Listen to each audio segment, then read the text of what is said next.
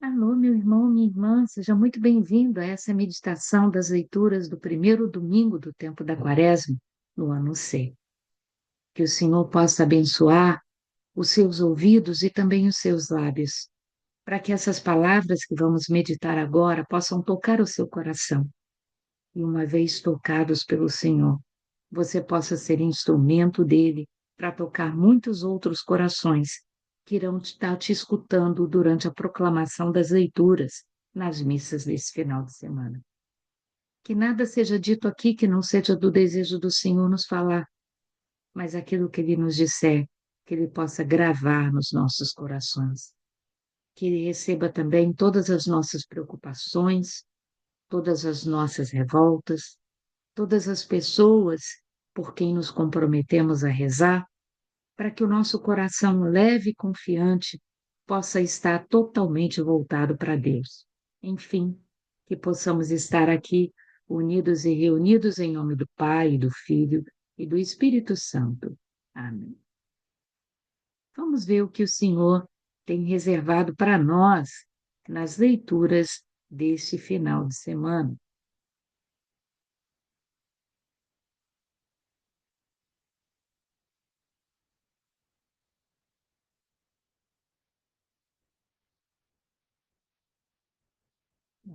Ok.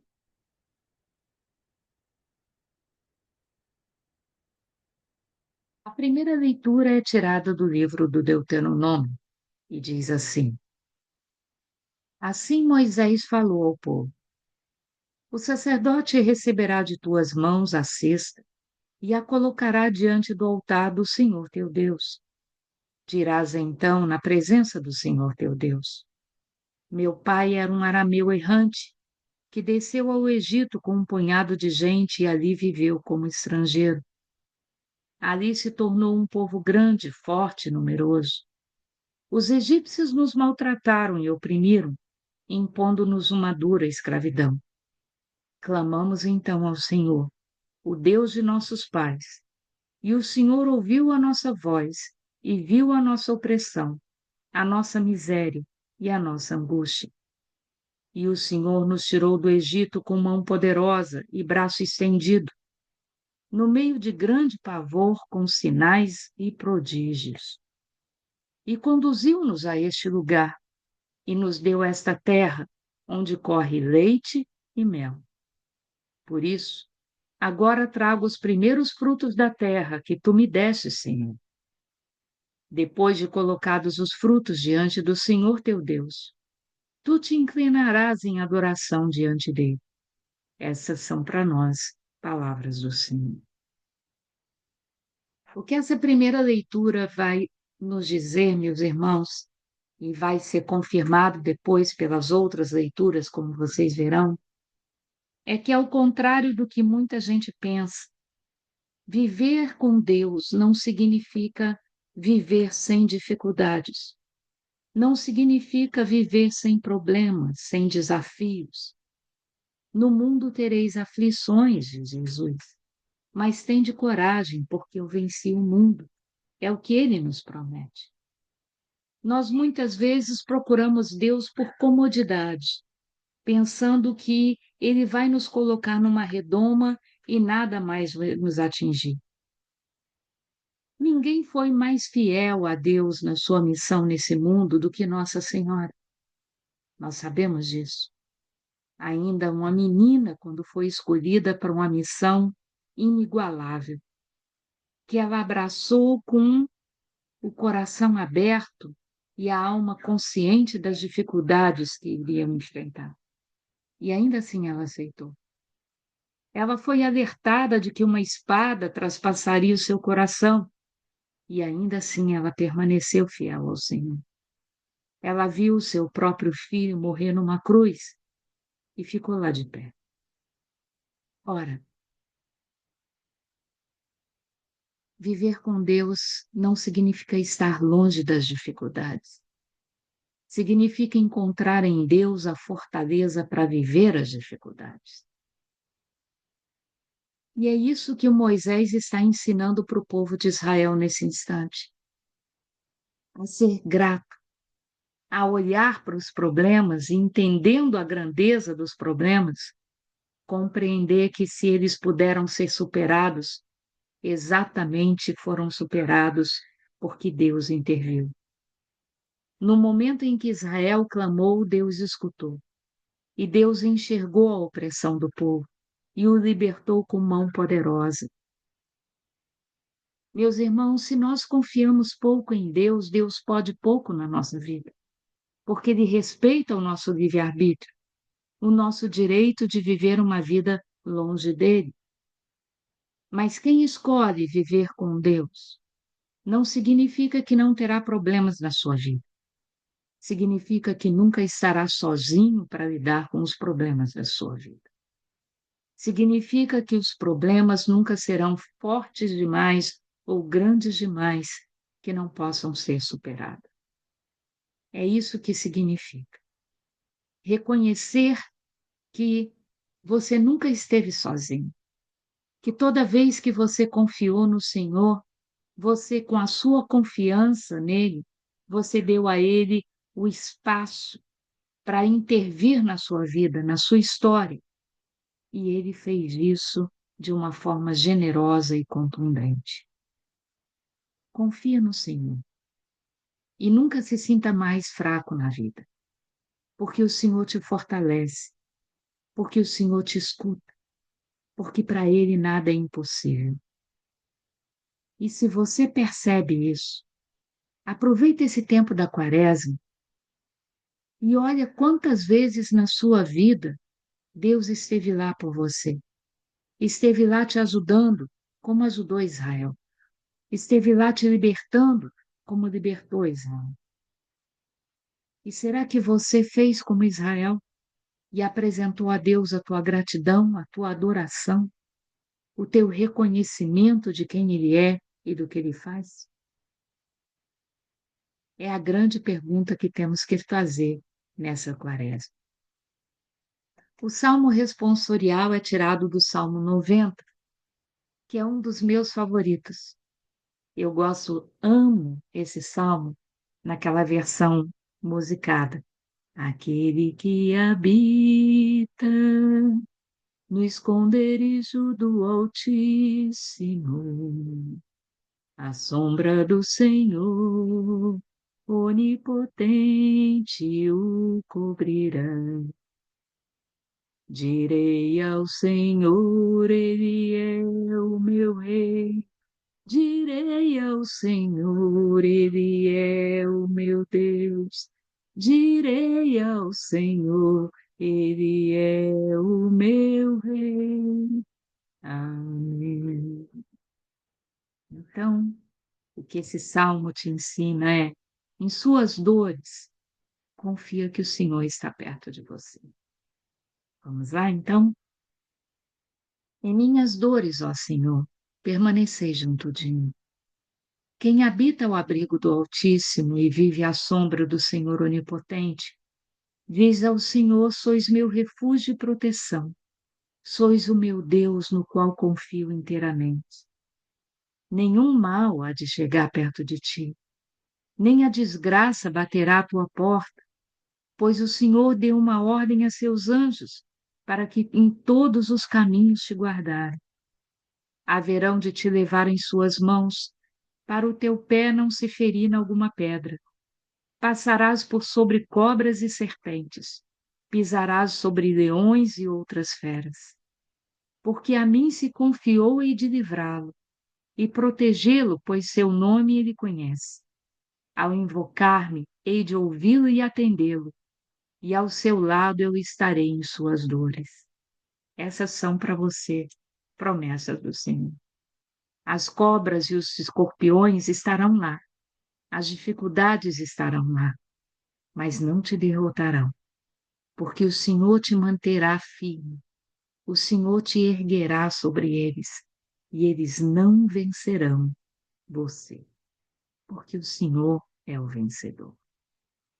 Invocar o nome do Senhor, dizer que você confia nele, mostrar que você deposita a sua fé naquele que é o seu Senhor.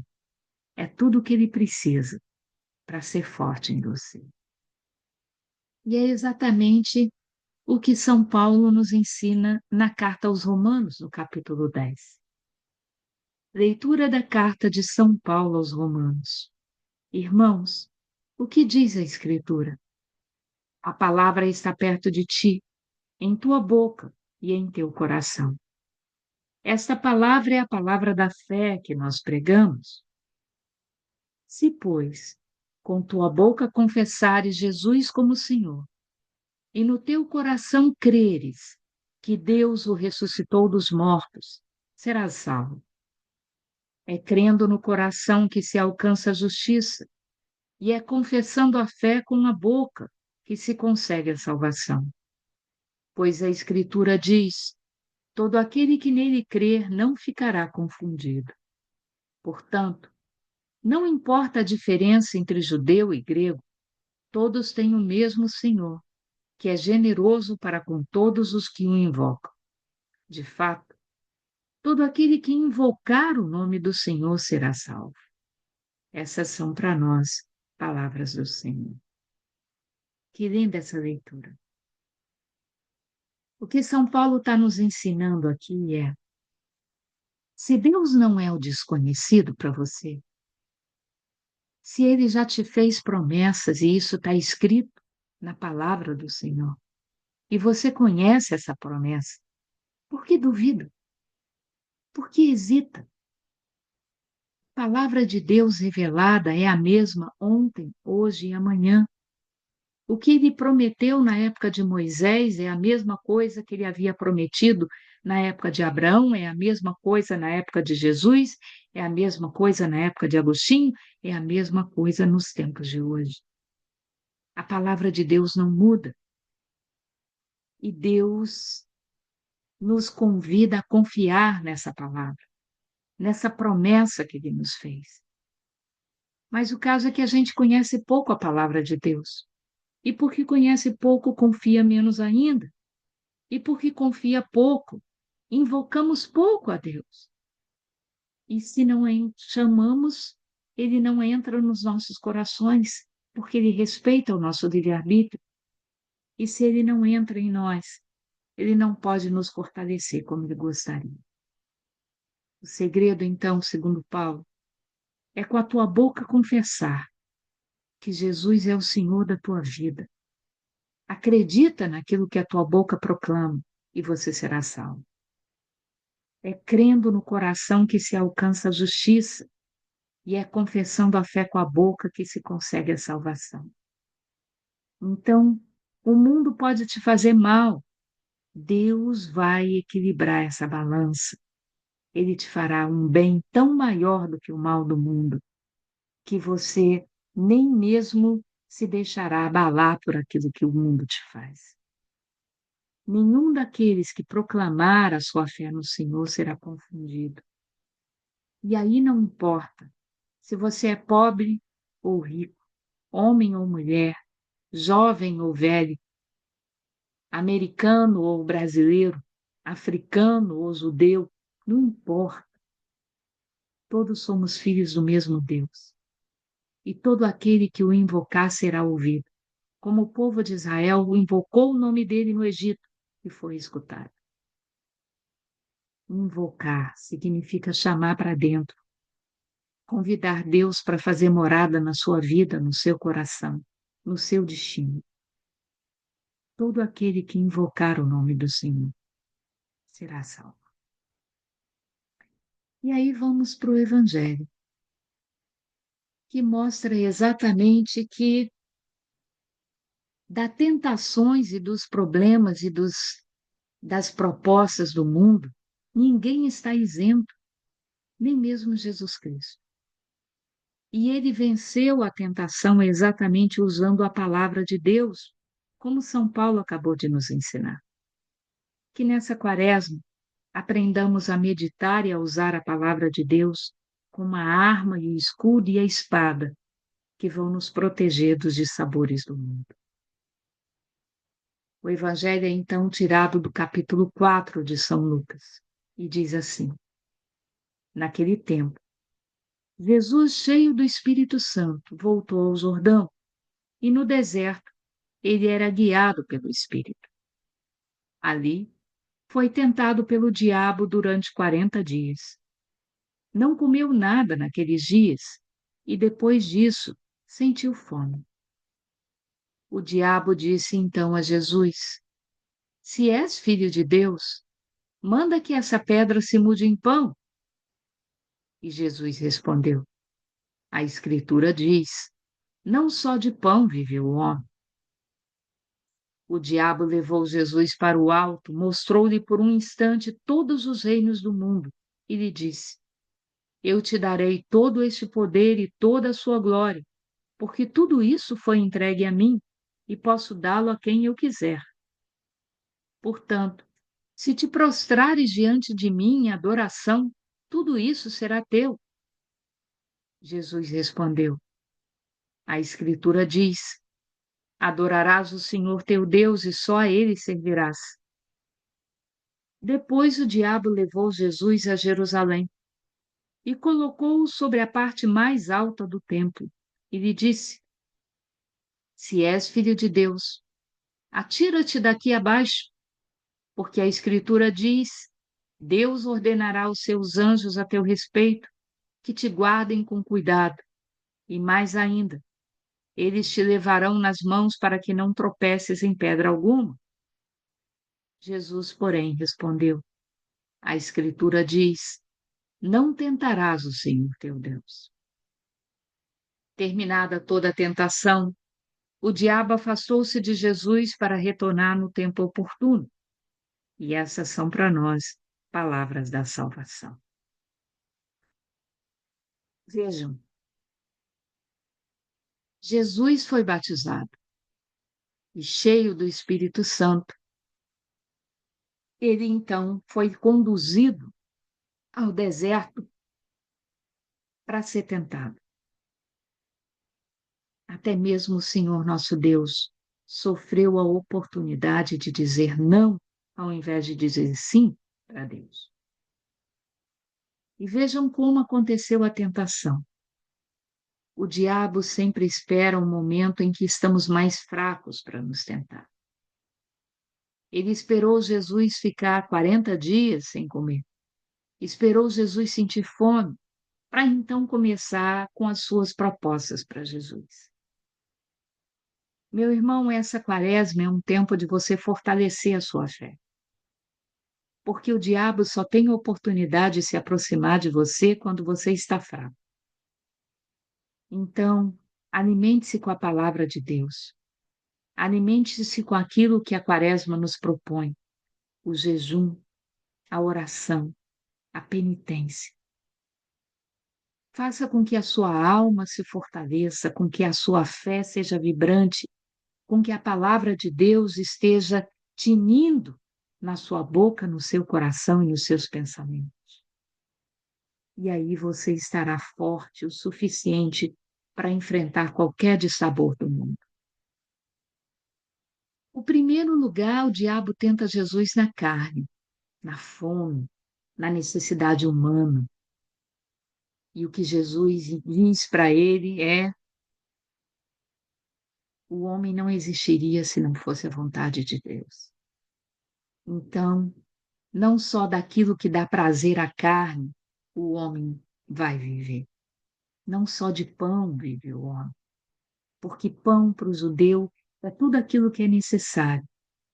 Pão é o trabalho, é o alimento, é a moradia, é a tranquilidade, é a paz, é tudo aquilo que nos faz ter conforto na vida.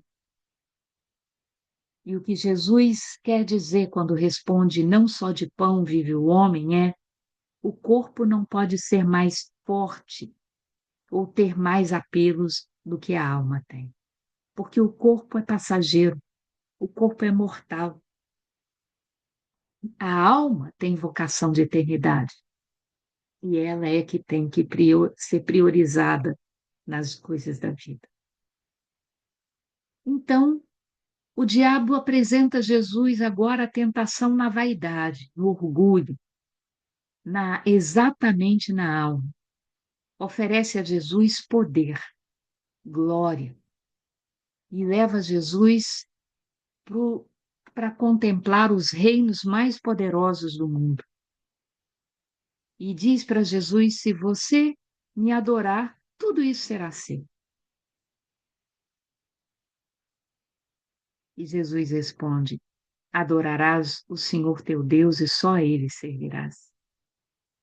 A alma é imortal, é verdade.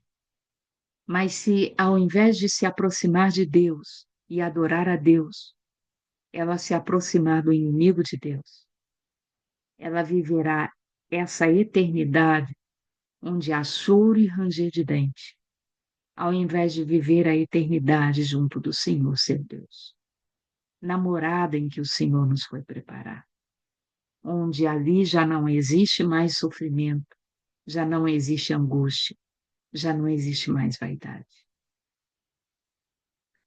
E finalmente o diabo tenta Jesus na fé.